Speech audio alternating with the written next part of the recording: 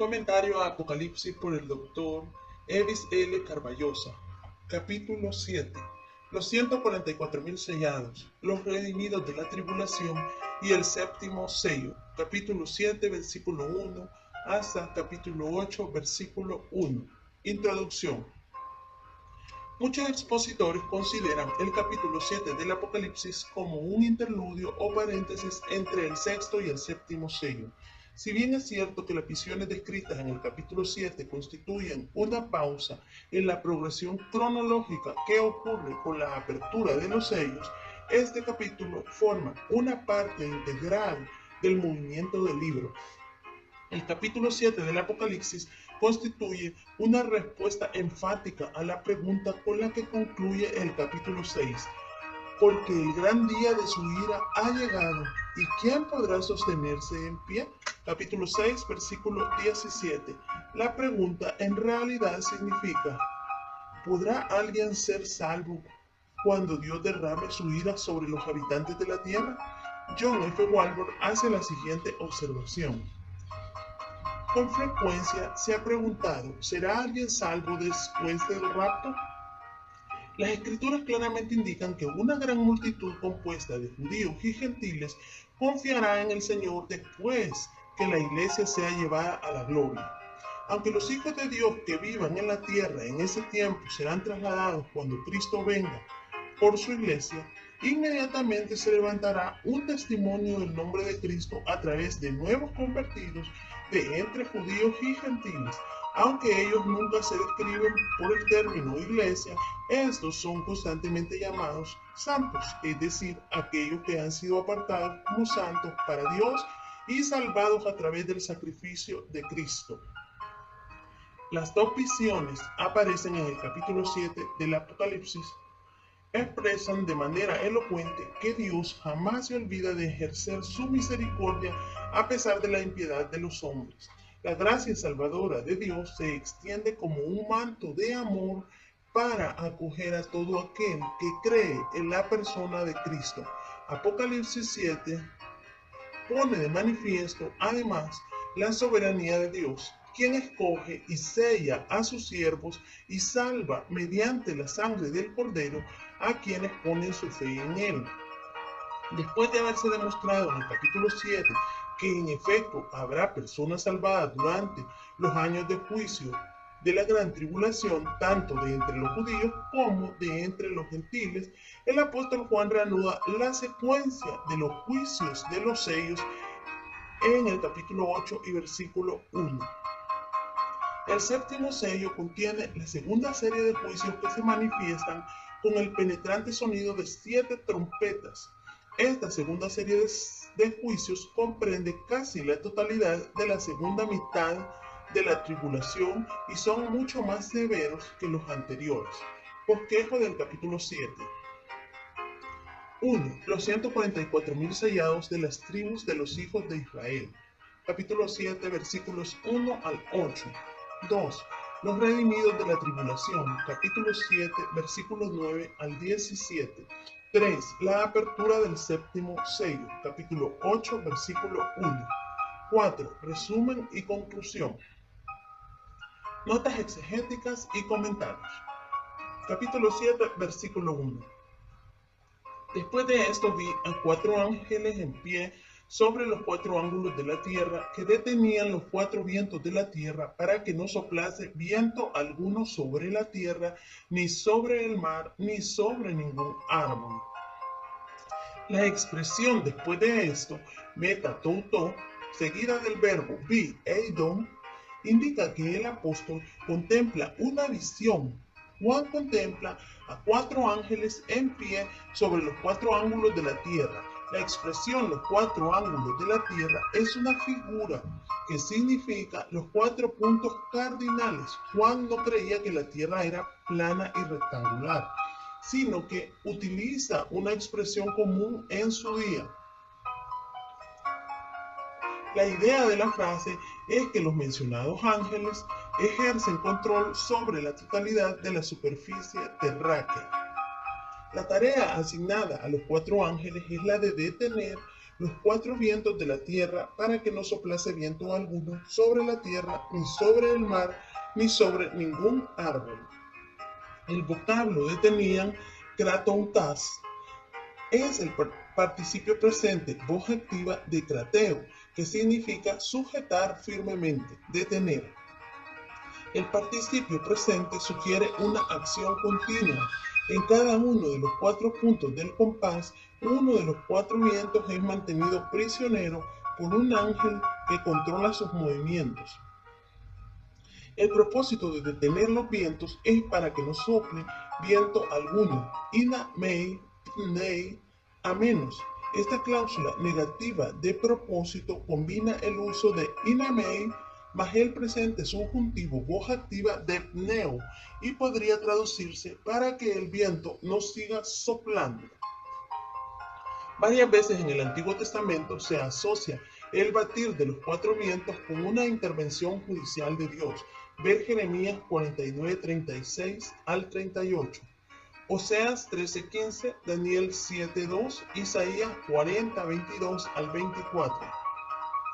Es probable, por lo tanto, que la tarea de los ángeles sea detener la manifestación del juicio divino hasta que los siervos de Dios que han de ministrar durante la tribulación hayan sido sellados. Dios, en su soberana voluntad, ha escogido el utilizar ángeles para ejecutar su plan. Sobre la tierra, ni sobre el mar, ni sobre ningún árbol. Los sustantivos tierra, mar y árbol deben entenderse en su sentido literal. La naturaleza no experimentará los embates del juicio divino hasta que Dios haya apartado a los escogidos que serán sellados por orden expresa del Señor. Capítulo 7, versículos 2 y 3. Vi también a otro ángel que subía de donde sale el sol, y tenía el sello del Dios vivo, y clamó a gran voz a los 4 ángeles a quienes se les había dado poder de hacer daño a la tierra y al mar, diciendo: no hagáis daño a la tierra ni al mar ni a los árboles hasta que hayamos sellado en sus frentes a los siervos de nuestro Dios. El ángel protagonista en los versículos 2 y 3 se describe como otro ángel, Aion Agelón, es decir, otro, de la misma clase de los anteriores. La misión de este ángel es la de detener la acción de los 4 ángeles que ejercen potestad sobre los vientos.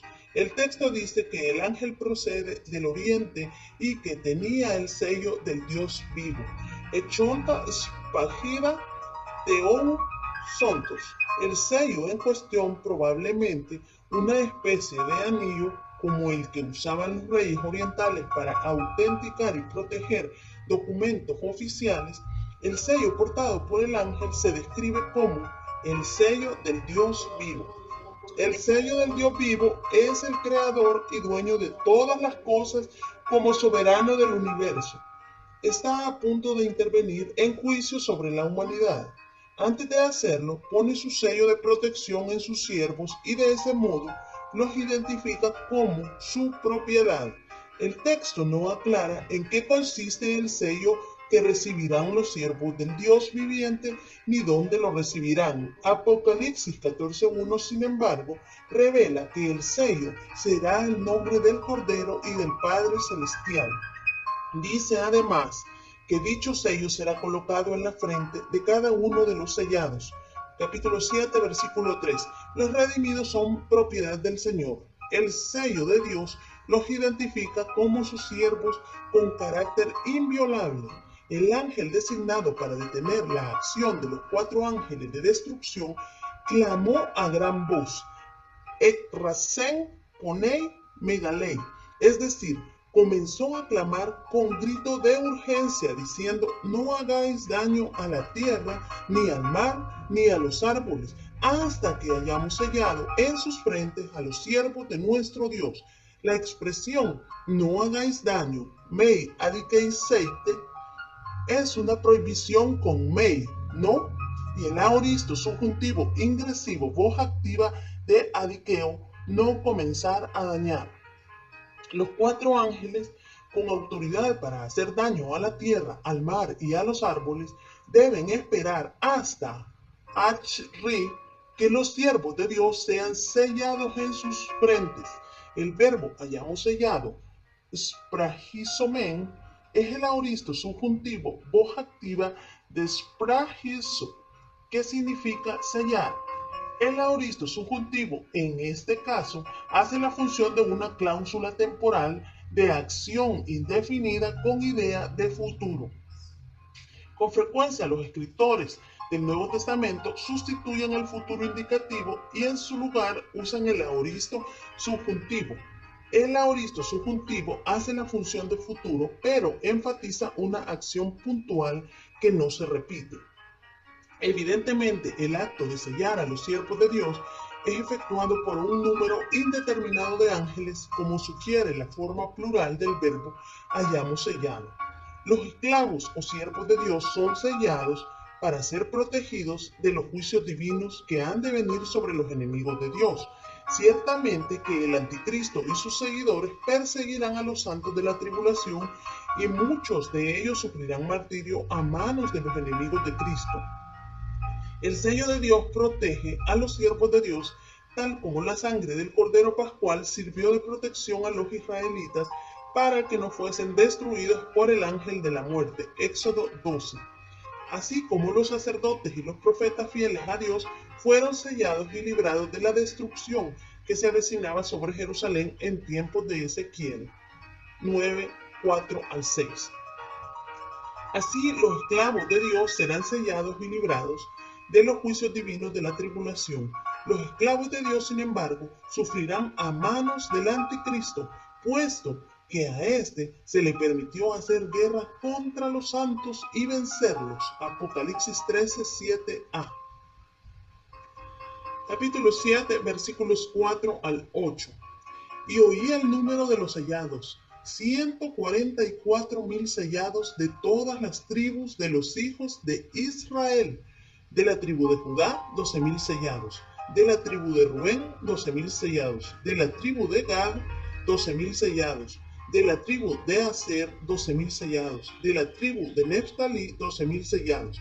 De la tribu de Manasés, 12,000 sellados. De la tribu de Simeón, 12,000 sellados. De la tribu de Leví, 12,000 sellados. De la tribu de Isaacar, 12,000 sellados. De la tribu de Zabulón, 12,000 sellados. De la tribu de José, 12,000 sellados. De la tribu de Benjamín, 12,000 sellados. Ha habido una larga discusión tocante a la identificación de los 144,000 sellados. Juan afirma que oyó el número de los sellados y afirma que fueron 144,000. Dice además que pertenecían a las 12 tribus de los hijos de Israel.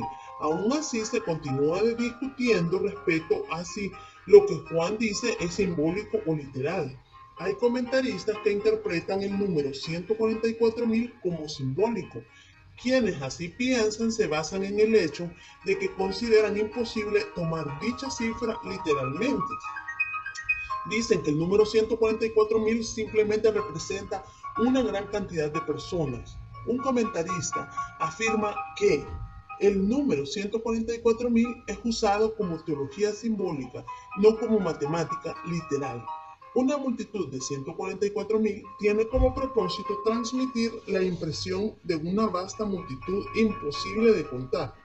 Precisamente lo mismo que en capítulo 7, versículo 9. Lo sorprendente de esa afirmación es que en el mismo pasaje y en el mismo entorno, el apóstol Juan menciona una cifra concreta, 144,000, un número concreto de tribus judías, 12, y una cantidad específica de sellados de cada tribu, 12,000. Posteriormente, en capítulo 7, versículo 9, cuando se refiere a la gran multitud, afirma que era imposible de contar, es decir, cuando el escritor bíblico guiado por el Espíritu Santo se refiere a una multitud de cuenta indefinida por ser numéricamente vasta, lo dice con toda claridad, de modo que el lector no tenga duda de lo que lee. Por otro lado, cuando es guiado a comunicar una cantidad concreta de personas, no existe razón exegética que obligue al intérprete a entender que dicha cifra es simbólica. El texto da a entender que la cantidad de 144.000 debe entenderse como una cifra literal. Juan dice que él oyó el número de los sellados, 144.000 de todas las tribus de los hijos de Israel. Apocalipsis capítulo 7, versículo 4. Algunos expositores entienden no solo que el número 144.000 es simbólico, sino que se refiere a la iglesia que ha de pasar por la gran tribulación. Se refiere a esa generación de creyentes fieles que está a punto de entrar en el periodo turbulento final que indica el final de la historia humana. El citado escritor entiende que el número 144.000 es simbólico, mientras que el texto da a entender que dicha cifra es literal. Además dice que la referencia es a la iglesia, es decir, el Israel espiritual.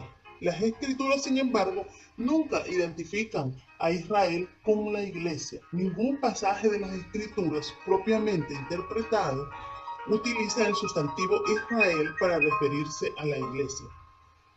Los 144.000 mencionados en Apocalipsis capítulo 7, versículos 4 al 8, no es el número total de los creyentes en Cristo durante los últimos tiempos. Tampoco son ellos el número total de judíos que serán salvos durante la tribulación. Los 144.000 constituyen solamente un grupo especial de aquellos que son apartados con el propósito de dar testimonio a un mundo rebelde. Ese grupo de israelitas es sellado con el fin de que sea protegido no de las persecuciones del anticristo, sino de los juicios que Dios ha de derramar sobre la tierra. Esa protección permitiría que los 144.000 proclamen el evangelio del reino durante la tribulación. Se ha objetado con bastante énfasis y se han ofrecido múltiples explicaciones respecto a las irregularidades que aparecen en la lista de los nombres de las tribus en los versículos 5 al 8. Entre las principales impugnaciones está el hecho de que Judá aparece primero, aunque era el cuarto hijo de Jacob. Se ha especulado mucho respecto a la omisión tanto de Dan como de Efraín. También se ha discutido el porqué de la inclusión de José y Manasés. Las respuestas a esas preguntas abarcan un espectro amplio de opiniones. Como siempre, hay quienes usan el argumento de que el pasaje se refiere al Israel espiritual, es decir, la iglesia. Para otros, el arreglo de las 12 tribus con la exclusión de Dan y Efraín y la inclusión de Manasés y José debe tomarse como un simple simbolismo. Incluso hay quienes atribuyen las irregularidades de la lista a un problema textual. La explicación del por qué Judá encabeza la lista es casi universalmente reconocida. La gran mayoría de los expositores acepta el hecho de que se debe a que Cristo procede de dicha tribu. Muchos apelan correctamente a la profecía de Génesis 49:10 y al hecho de que en Apocalipsis 5:5 el Cordero es identificado como el león de la tribu de Judá. Es de interés observar que un buen número de expositores que espiritualiza la cifra 144.000 diciendo que significa un número indeterminado de personas y que las tribus de los hijos de Israel se refiere a la iglesia, no ponga ningún reparo en interpretar literalmente la profecía de Génesis 49:10 y adjudicar la mención de Judá en la cabeza de la lista, al hecho de que esa tribu dio el Mesías al mundo. Además de la lista inicial que aparece en Génesis 29:32 al 35, 18, a través del Antiguo Testamento hay otras 19 listas con los nombres de las tribus de los hijos de Israel. Un detalle importante que debe destacarse es que dichas listas difieren la una de la otra y que todas ellas a su vez se diferencian de la lista de Apocalipsis 7, 5 al 8. Otra de las diferencias notorias de la relación de las tribus en Apocalipsis 7, 5 al 8 es la ausencia de la tribu de Dan. La mayoría de los comentaristas concuerda en que la ausencia de Dan se debe a que dicha tribu se hizo infame a causa de la práctica de la idolatría. Hay numerosas citas en el Antiguo Testamento que atestiguan acerca de las prácticas idolátricas de la tribu de Dan. Ver Jueces 18, 1 al 31, Primera de Reyes 12, 28 al 30. También se ha sugerido, siguiendo una tradición tomada de Ireneo, que la razón de la omisión de Dan se debe a que el anticristo procederá de dicha tribu. Esta opinión es tanto novedosa como escasa en apoyo exegético. Lo más probable es que el anticristo sea un gentil que encabezará la confederación de naciones que resultará del avivamiento del antiguo imperio romano. Ver Daniel 9:26, Daniel 11:36 al 45, Apocalipsis 13 del 1 al 18, Apocalipsis 17 del 11 al 14. Si bien es cierto que todas las tribus de Israel, de un modo u otro, estuvieron implicadas en la idolatría, la tribu de Dan llegó al colmo de dicha abominable práctica, de modo que Dios soberanamente la excluye de la protección dada al resto de las tribus durante el terrible periodo de tribulación. No obstante, como muestra de la gracia de Dios, Dan será incluida en la futura distribución de la tierra. Ezequiel 48, 1 y 32. Otra irregularidad en la lista es la ausencia de Efraín. Este patriarca fue el segundo hijo de José. Su nombre significa doblemente fructífero y nació durante los 7 años de abundancia en Egipto, junto con su hermano mayor Manasés. Fue adoptado por su abuelo Jacob y recibió de él la bendición mayor. Ver Génesis 48. De modo que al adoptar a Manasés y a Efraín, Jacob dio a José una doble bendición a lo largo de la historia de la nación de Israel. Efraín llegó a ocupar un lugar preeminente. Llegó a ser cabeza del sector oeste del campamento alrededor del tabernáculo con el apoyo de Manasés y Benjamín. Números 2, 18 al 24. Entre los líderes preeminentes de la tribu de Efraín estaba Josué, quien posteriormente reemplazó a Moisés y a la postre condujo al pueblo a la tierra prometida. Durante el periodo de los jueces, el centro religioso de Israel era Silo, en el territorio de Efraín. Ver Josué 18, 1 al 22, 12, Jueces 18, 31 y 21, 29. Primera de Samuel 1, 3, 9, 24 y 2, 14 y 3, 21. Allí se erigió el tabernáculo donde permaneció hasta que el arca del pacto fue secuestrada por los filisteos. Sin embargo, la tribu de Efraín también prostituyó con idolatría. Ver Jueces 17:13, Primera de Reyes 12, 25 al 29, Oseas 4, 17, Oseas 5, 3 al 5. Es probable, no obstante, que la principal razón de la omisión de Efraín de la lista de Apocalipsis 7 del 5 al 8 fue causada por su deserción de la casa de David. Ver 2 de Samuel 2:9. No es de dudarse que en su misericordia Dios optase por incluir a Efraín en la tribu de José, aunque no hay una explicación rotunda del por qué Manasés aparece clasificado conjuntamente con José. Como ya se ha observado, Manasés y Efraín eran los hijos de José adoptados por Jacob antes de morir. Génesis 48, 5 y 6. Ambos recibieron heredad con los demás patriarcas. En la lista de Apocalipsis 7, 5 al 8, Dios en su soberanía escoge incluir tanto a José como a Manasés y dejar fuera a Efraín. Tal decisión corresponde a Dios, quien es el que escoge y ordena que sean sellados en sus frentes aquellos que son sus esclavos. Download. Resumiendo, Apocalipsis 7 del 1 al 8 presenta la escena del acto de sellar a 144,000 israelitas, 12,000 de cada una de las tribus de los hijos de Israel.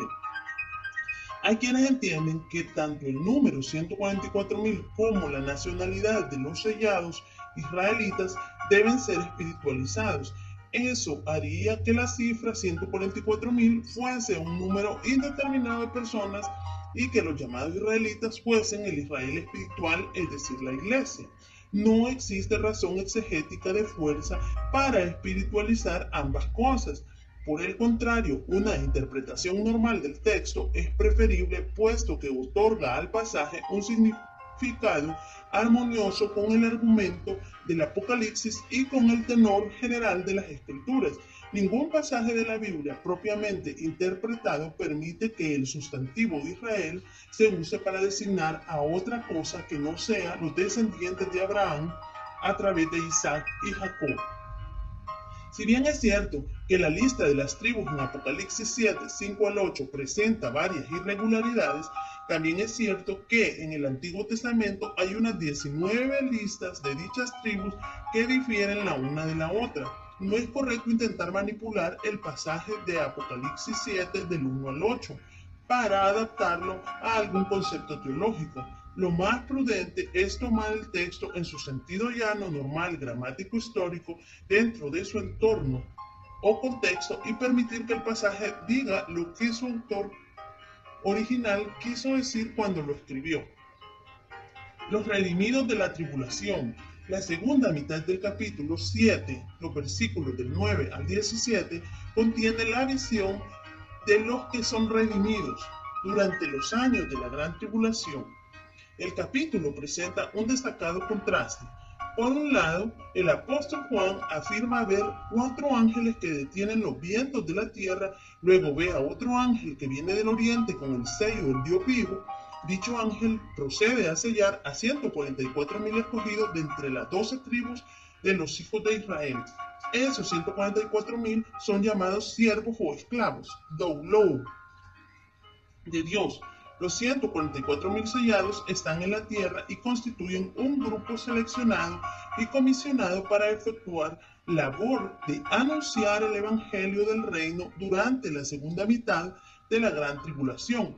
Probablemente como resultado del trabajo de los 144.000, muchos llegan a conocer a Cristo en medio de los terribles juicios de la tribulación. Por otro lado, Juan contempla la presencia de una multitud innumerable. Esta multitud procedente de todos los grupos étnicos y lingüísticos de la tierra está en la presencia de Dios en el cielo.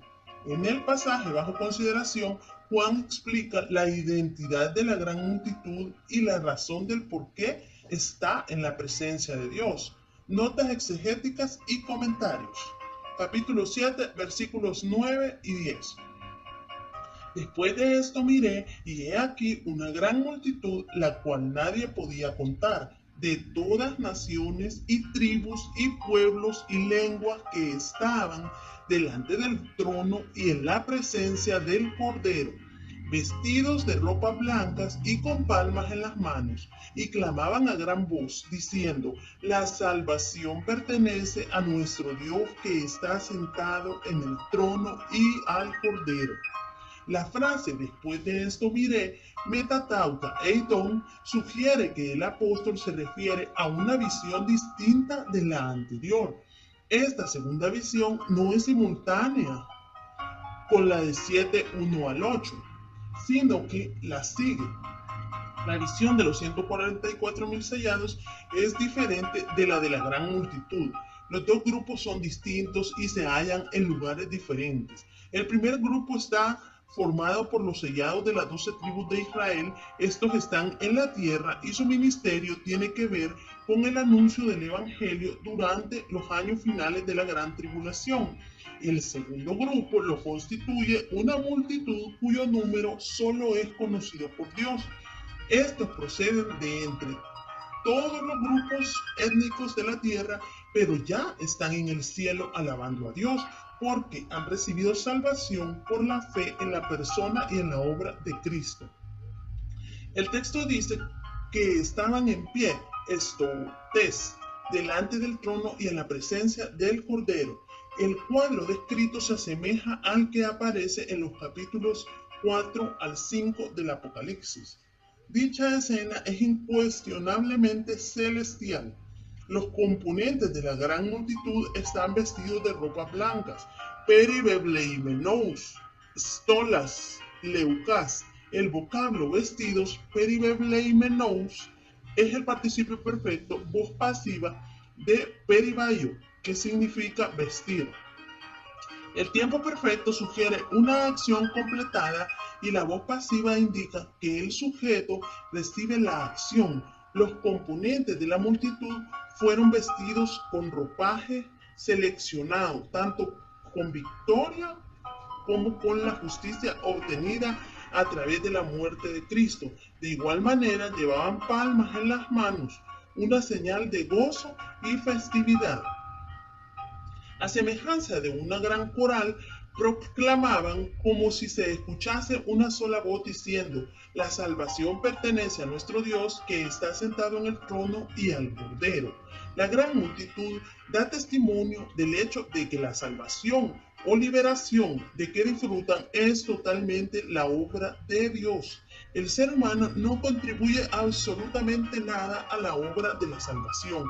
La salvación es un regalo producto de la gracia de Dios basado sobre los méritos de Cristo y solo se recibe mediante la fe en la persona del Salvador.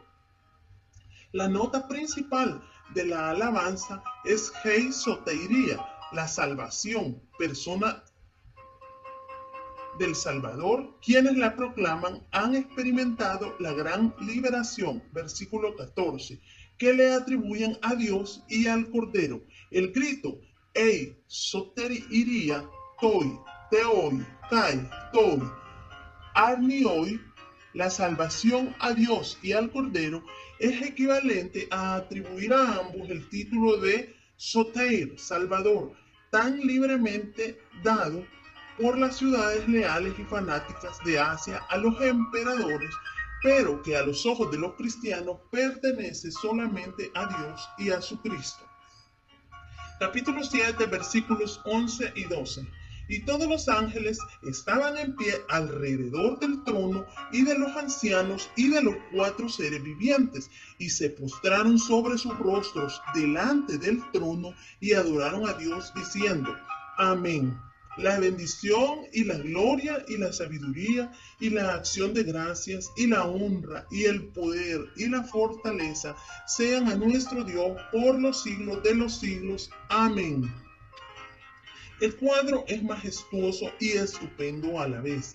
Hay una santa convocación delante del trono. Allí están todos los ángeles, pantes hoi ageloi, formando un gran círculo, kikloi, alrededor del trono y gozándose en la salvación de los hombres, como en Lucas 15, 7 y 10. El trono está en el mismo centro del cuadro.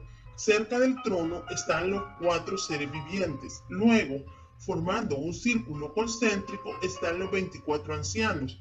Luego, en un círculo exterior más alejado del trono y de pie, se encuentran los ángeles. Seguidamente, rodeado al trono, de igual manera se halla la gran multitud. Los ángeles se postraron sobre sus rostros delante del trono y adoraron a Dios diciendo amén. Es decir, reconocen la majestad, la soberanía y la santidad de Dios. Los ángeles reconocen su pequeñez delante de Dios y lo demuestran cayendo sobre sus rostros y adorando al soberano creador de todo. A continuación, los ángeles adscriben a Dios alabanza.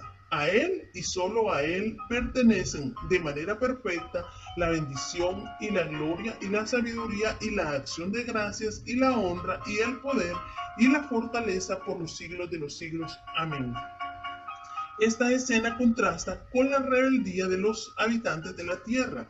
Esa rebeldía terminará cuando la voluntad de Dios sea hecha en la tierra como en el cielo, y coincidirá con la manifestación gloriosa de Jesucristo, el Rey de Reyes y Señor de Señores. Capítulo 7, versículos 13 al 15. Entonces uno de los ancianos habló diciéndome: estos que están vestidos de ropa blanca, ¿quiénes son?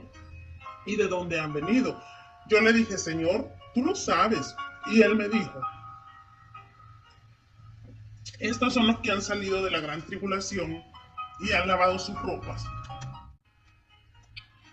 y las han emblanquecido en la sangre del Cordero. Por esto están delante del trono de Dios y le sirven día y noche en su templo, y el que está sentado sobre el trono extenderá su tabernáculo sobre ellos. El verbo habló, aprekrithe, literalmente significa contestó.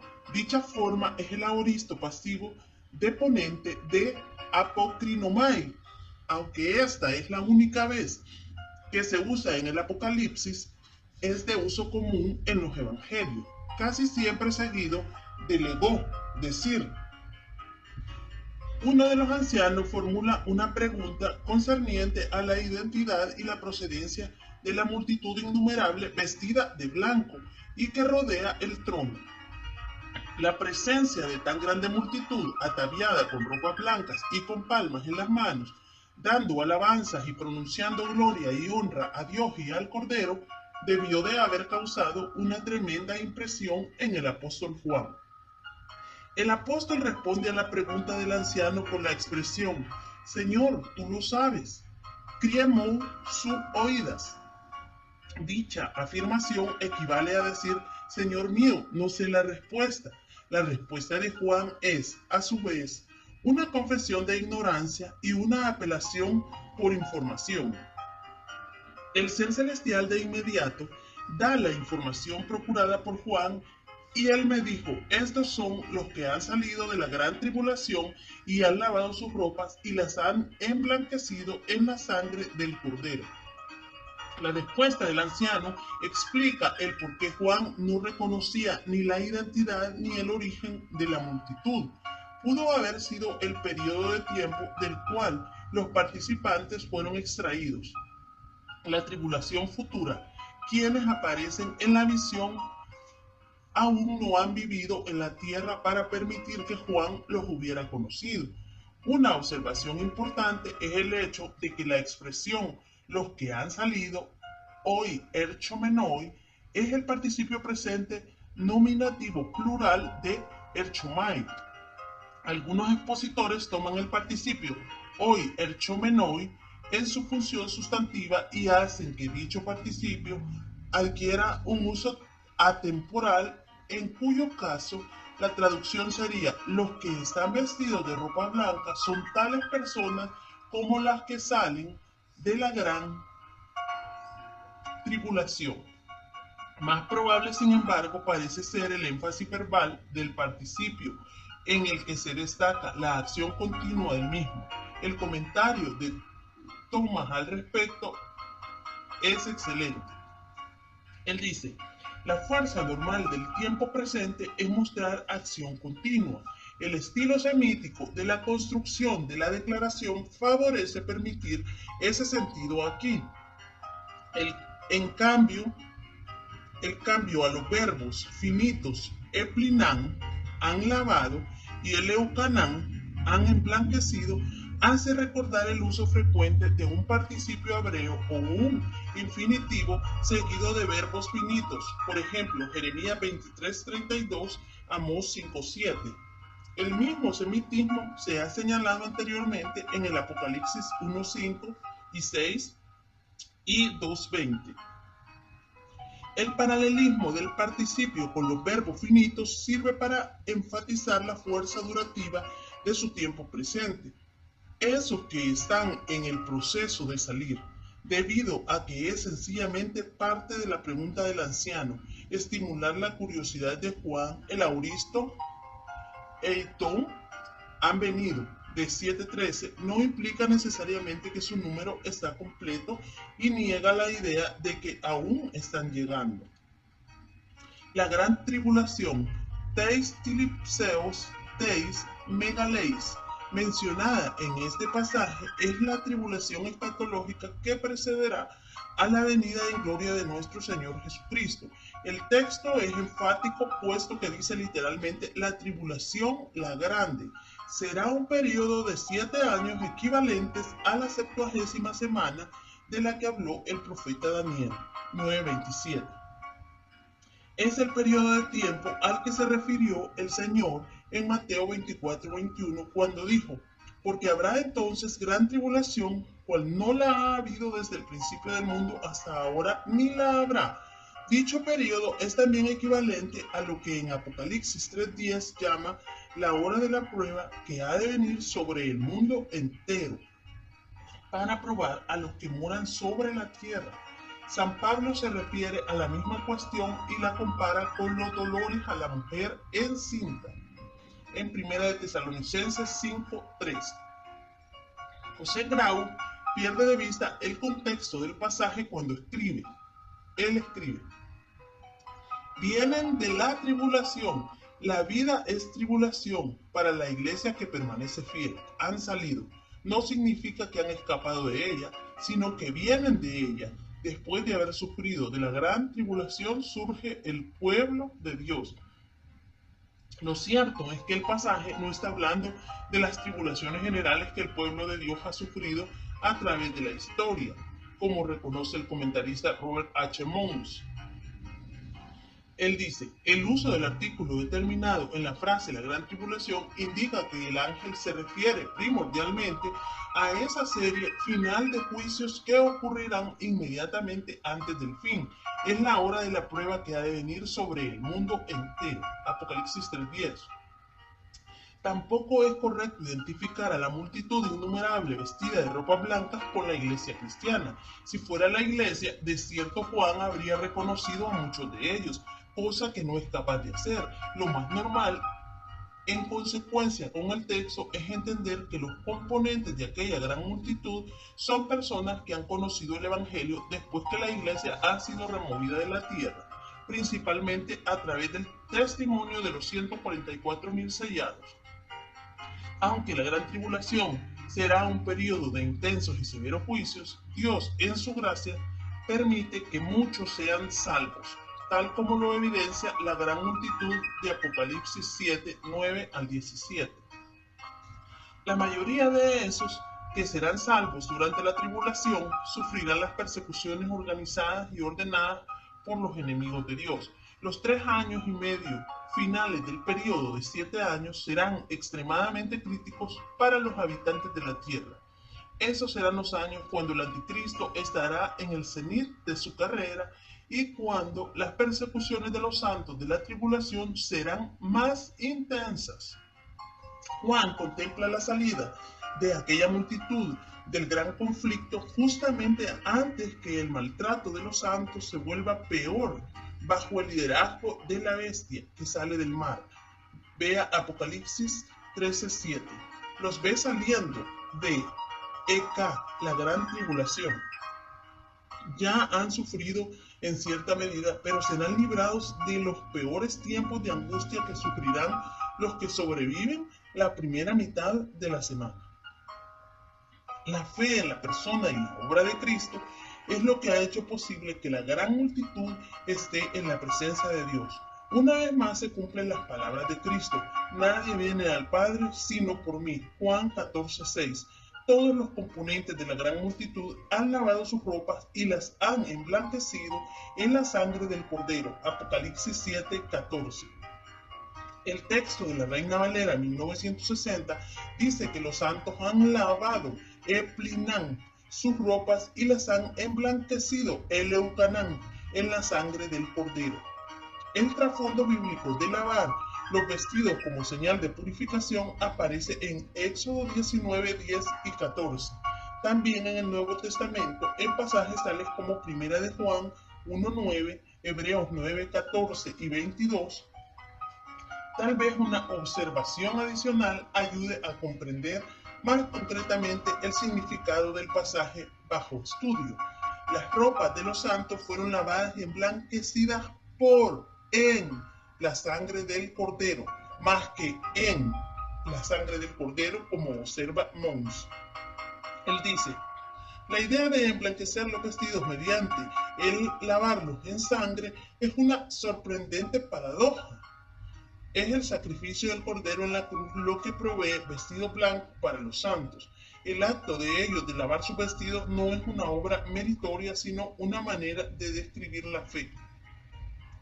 El apóstol Juan vio a los que estaban saliendo de la gran tribulación, es decir, la grande, y hacían su entrada en la presencia de Dios y del Cordero. Antes de abandonar la tierra, cada uno de ellos había puesto su fe en el Mesías y como resultado lavaron sus ropas y las emblanquecieron por la sangre del Cordero. La figura de lavar y emblanquecer las ropas tiene que ver con la salvación espiritual de aquellos individuos. Debe observarse el hecho de que el fundamento de la salvación es siempre el mismo, es decir, el sacrificio del Cordero de Dios, Cristo Jesús. También el medio a través del cual la salvación se recibe es invariable, o sea, la fe personal en Jesucristo. La Biblia no enseña ni reconoce otro medio para salvación del pecador. Capítulo 7, versículos 15 al 17.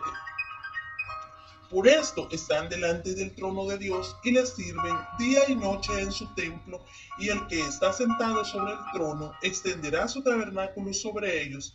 Ya no tendrán hambre ni sed, y el sol no caerá más sobre ellos, ni calor alguno, porque el Cordero que está en medio del trono los pastoreará y los guiará a fuentes de aguas de vida, y Dios enjugará toda lágrima de los ojos de ellos. La expresión por esto, diatoutou, señala la razón por la cual los componentes de la gran multitud están delante del trono de Dios. Pablo dice en Romanos 3, 24 y 25, siendo justificado gratuitamente por su gracia, mediante la redención que es en Cristo Jesús, a quien Dios puso como propiciación por medio de la fe en su sangre, para manifestar su justicia a causa de haber pasado por alto en su paciencia los pecados pasados. Sobre la base de la fe en la persona de Cristo, cada uno de ellos recibió la limpieza espiritual, sus vestidos fueron lavados y emblanquecidos, es decir, fueron declarados justos y santificados por la fe en el sacrificio del Mesías Salvador. Los componentes de la gran multitud no están ociosos delante del trono, sino que realizan una actividad de servicio continuo, la traducción a Dios en alabanza y adoración. John F. Walvoord hace la siguiente observación. Él dice, se les describe como que están delante del trono de Dios, es decir, en el lugar de preeminencia y honor. Su privilegio especial es adicionalmente definido como sirviendo al Señor día y noche en su templo. Esa expresión es altamente significativa porque indica que el cielo no es solo un lugar de descanso de los trabajos terrenales, sino también un lugar de servicio privilegiado. Quienes han servido bien en la tierra tendrán un ministerio en el cielo. La continuidad del servicio de adoración a Dios es sugerida tanto por el tiempo presente del verbo sirven, la traducción, como por la expresión día y noche. Además, deben observarse que el lugar de la adoración es el templo, Naoi, lo cual sugiere un acto de servicio sacerdotal de adoración espiritual. Es importante destacar en esta coyuntura que no existe contradicción entre este versículo 7:15 y Apocalipsis 21:22, donde dice, y no vi en ella templo porque el Señor Dios Todopoderoso es el templo de ella y el Cordero.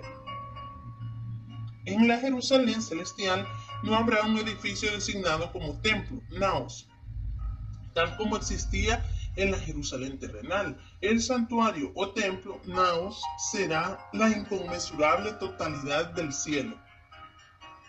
La presencia de Dios Todopoderoso en su plenitud, Padre, Hijo y Espíritu Santo, lo llenará todo, de manera que no habrá necesidad de que exista en el cielo un lugar determinado designado como templo. Este pasaje termina con una lista de bendiciones que serán derramadas sobre los componentes de la gran multitud. Todos los verbos mencionados con relación a esas bendiciones están en el modo indicativo y por lo tanto destacan la realidad del acontecimiento. 1. El que está sentado sobre el trono extenderá su tabernáculo sobre ellos. Literalmente, el que está sentado sobre el trono tabernaculará sobre ellos. La idea de dicha expresión tiene que ver con la presencia de Dios, tanto en protección como en comunión sobre los suyos. Ver Levítico 26, 11 y 12. 2. No tendrán hambre ni sed. Quizá en vista al hecho de quienes allí están han tenido que sufrir las limitaciones y persecuciones producidas contra ellos por los enemigos de Dios. Mientras estuvieron en la tierra, fueron sometidos al acoso de hombres inicuos. Ahora, en la presencia de Dios, tienen la garantía de que no sufrirán hambre ni sed. 3. El sol no caerá más sobre ellos ni calor alguno. Esta frase presenta un ambiente de desierto.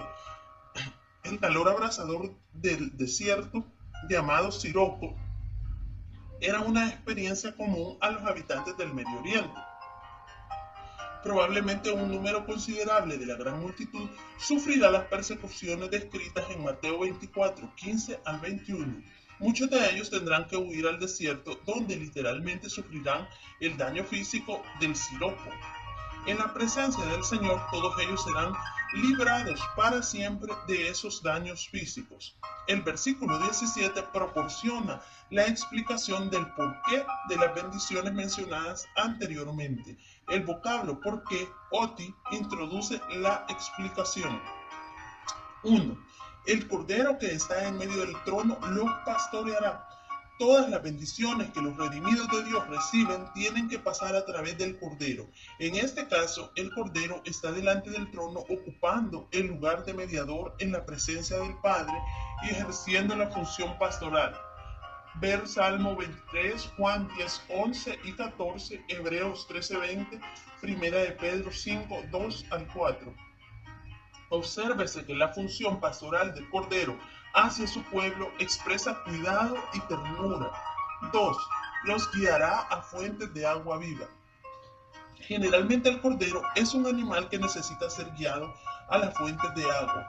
Aquí, sin embargo, el cuadro es totalmente distinto. El cordero es el Mesías, el salvador de su pueblo. Como cordero pastor, él guía a su pueblo con ternura y mansedumbre. La expresión fuente de agua viva sugiere bendición. A la mujer samaritana, Cristo le prometió agua viva, Juan 4:10. También ofreció a los que creen en él ríos de agua viva, Juan 7:38. Quienes creen en Cristo no tendrán sed jamás, Juan 6:35. Esas promesas del Señor tendrán un cumplimiento literal y final en su presencia. 3. Dios enjugará toda lágrima de los ojos de ellos. Literalmente, Dios enjugará cada lágrima, es decir, no habrá más tristeza, ni luto, ni lamento, ni endecha. Los componentes de la gran multitud han pasado por la experiencia de la tribulación, que seguramente ha significado sufrir muchas pruebas a manos de los aborrecedores de Dios. Ahora, en la presencia de Dios, el llanto se transforma en risa, alegría y gozo perpetuo. La apertura del séptimo sello. Capítulo 8, versículo 1. Cuando abrió el séptimo sello, se hizo silencio en el cielo como por media hora. Los juicios de la 70ª semana de Daniel se desarrollan en 3 series consecutivas. Cada serie aumenta la intensidad y la severidad de los juicios. Con los acontecimientos de los 6 primeros sellos se agotan los 3 años y medio del total de 7 que durará la gran tribulación. Con la apertura del séptimo sello se inicia la segunda mitad de dicho periodo de juicio. El séptimo sello pone de manifiesto los juicios de las 7 trompetas que abarcan la mayor parte de la segunda mitad de la tribulación. Como se verá más adelante, la séptima trompeta dará lugar a la revelación de los juicios de las 7 copas. Es así que, como observa John Walvoord, el séptimo sello es obviamente el acontecimiento más importante hasta este punto. Cuando abrió el séptimo sello, Kai Otan, Einoixein, Tein, Spahida, Tein, Erdomein, literalmente, y cuando abrió el sello, es decir, el séptimo, el adverbio cuando o tan no se usa aquí con sentido indefinido, cuando sea, sino como es común en el Koiné. Escritores usaron este vocablo con el aoristo indicativo para referirse a un hecho concreto. El verbo abrió, einoisen, es el aoristo indicativo voz activa de anoigó, que significa abrir, romper un sello. El aoristo indicativo señala una realidad concreta, algo que ocurre en un momento concreto. El Cordero abrió o rompió el séptimo sello que pone de manifiesto el contenido final del rollo de juicios. Se hizo silencio en el cielo como por media hora. Egeneto, sigei, entoi, ouranoi, os, eimioron. El verbo se hizo, egeneto, es el aoristo indicativo voz media de ginomai. Esta es una forma verbal un tanto difícil de traducir al castellano. La mayoría de las versiones traduce se hizo. La frase podría expresarse así: hubo silencio, siguió un silencio, se produjo un silencio. Un autor sugiere que es el silencio de la expectación. La apertura de los 6 sellos anteriores es seguida de alguna expresión verbal, pero la del séptimo sello es seguida de un silencio que no se puede sentir. Uno casi no se atreve a respirar. Todo movimiento en el cielo se detiene, toda alabanza y adoración cesa. Hay quietud, una vasta calma de intensidad silenciosa. El venerable comentarista de pasadas generaciones, Henry Barclay Sweet, observa lo siguiente: el cielo hasta entonces, resonante con voces, ahora guarda silencio. Ni anciano ni ángel ofrece una palabra de explicación. Apocalipsis 5:5 y Apocalipsis 7:13. No hay ni coro de alabanza ni grito de adoración. Apocalipsis 4:8 y 11, 5:9, versículo 12, 7, 10 y 12. No hay truenos procedentes del trono. Capítulo 4, versículo 5. Este silencio no significa un cese del obrar divino, sino una suspensión temporal de la revelación. El súbito silencio de aproximadamente como media hora presagia que algo sorprendente está a punto de ocurrir. Como ya se ha observado anteriormente, la apertura del séptimo sello pone de manifiesto los terribles juicios contenidos en las 7 trompetas. El séptimo sello es en sí equivalente a las 7 trompetas.